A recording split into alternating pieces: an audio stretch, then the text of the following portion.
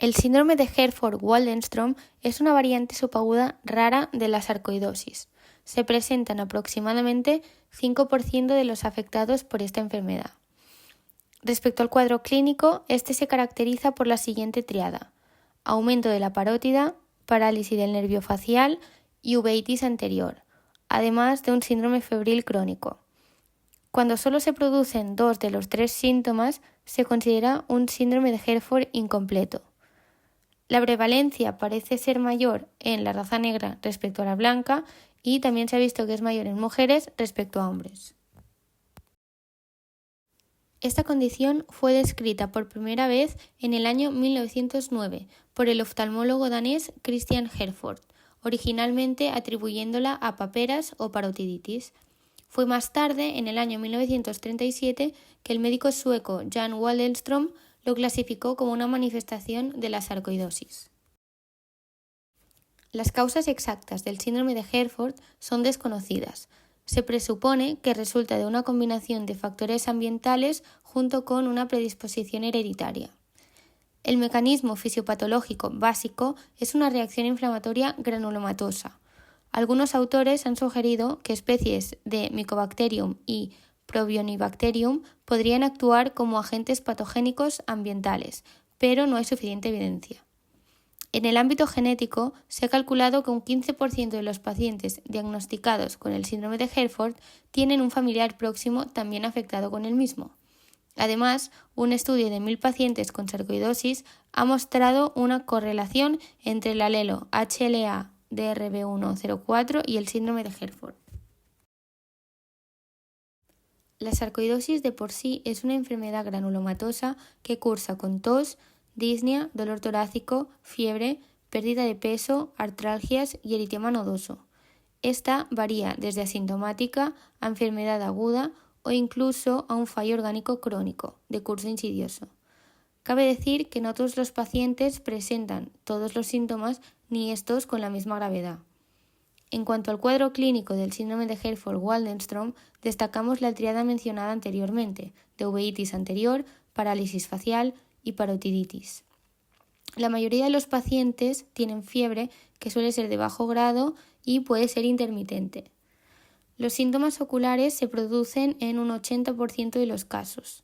El principal de ellos es la uveitis anterior, que se manifiesta con la presencia de enrojecimiento ocular, dolor, sensibilidad a la luz y visión borrosa.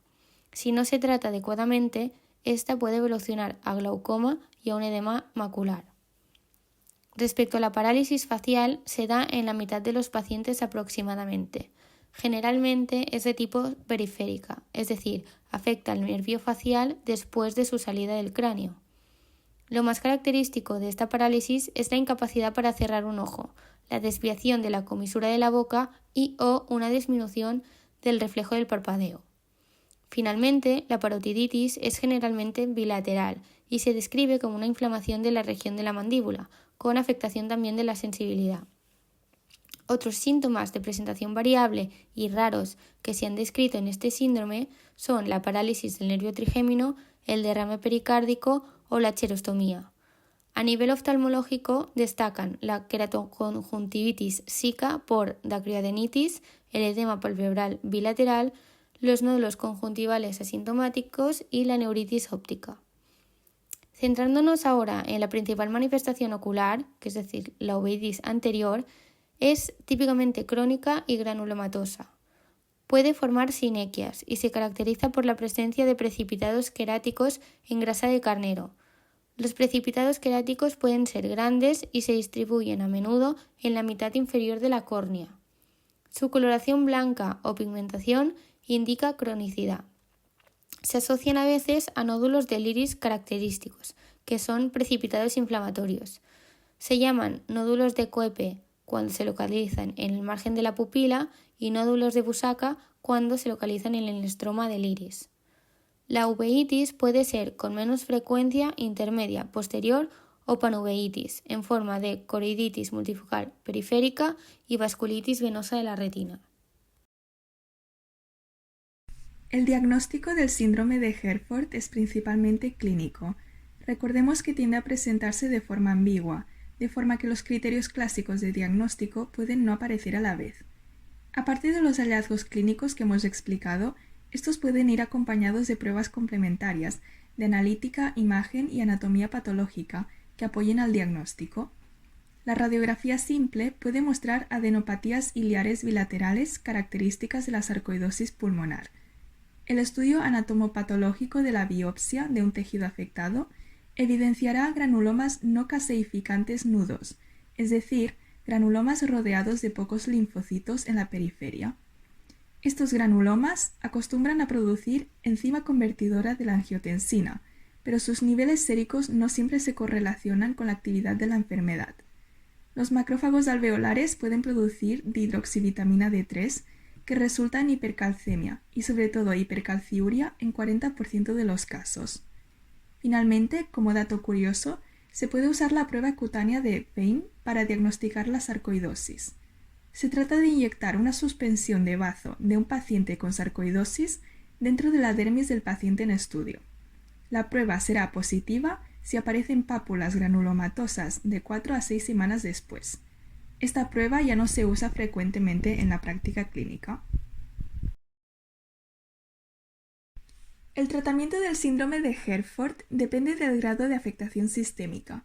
Los corticosteroides orales, como la prednisona, son el tratamiento de primera línea para esta y las otras manifestaciones de la sarcoidosis. Este tratamiento sistémico normalmente puede resolver los síntomas principales de uveitis bilateral, parálisis facial y parotiditis. La pauta consiste en una dosis inicial de 0,5 o 1 miligramo por kilo al día durante 2 a 3 semanas hasta obtener la respuesta clínica. Después las dosis se desescalan hasta la mínima de forma progresiva a lo largo de unas semanas o meses, preferiblemente menos de 6 meses para prevenir la aparición de los efectos secundarios de la corticoterapia. En segunda línea están indicados diversos inmunosupresores para los casos corticoresistentes o refractarios. Por ejemplo, se puede usar el metotrexato, la azatioprina, el micofenolato y la ciclosporina. Sin embargo, solo el metotrexato tiene evidencia conocida de su eficacia. En caso de intolerancia a los inmunosupresores, se puede introducir a los biológicos anti-TNF-alfa, como el infliximab y el adalimumab. Cuando el cierre ocular completo no es posible debido al lagoftalmos secundario a la parálisis facial, el paciente debe aplicarse lágrimas artificiales durante el día y crema lubricante por la noche, y taparse el ojo afectado durante el sueño. Todo esto para prevenir una queratopatía por exposición. La historia natural de la sarcoidosis es habitualmente autolimitada, con curación después de 12 a 36 meses. Globalmente, el pronóstico del síndrome de Herford es variable. Algunos pacientes entran en remisión completa con el tratamiento adecuado, mientras que otros pueden tener síntomas recurrentes o crónicos que recidivan en menos de 3 meses después de detener el tratamiento. El riesgo de parálisis permanente aumenta en pacientes que no reciben tratamiento con corticoides. La uveitis sarcoidea se asocia a un pronóstico visual favorable, ya que la mayoría de los pacientes presentará pérdida visual leve o mínima. Aún así, de 2,4 a 10% de los pacientes desarrollará secuelas graves, definidas como una agudeza visual corregida menor a 20/200, principalmente a causa del edema macular cistoide. Es por esta razón que se recomienda hacer controles oftalmológicos de screening en pacientes recientemente diagnosticados de sarcoidosis, aunque no presenten ningún síntoma visual asociado.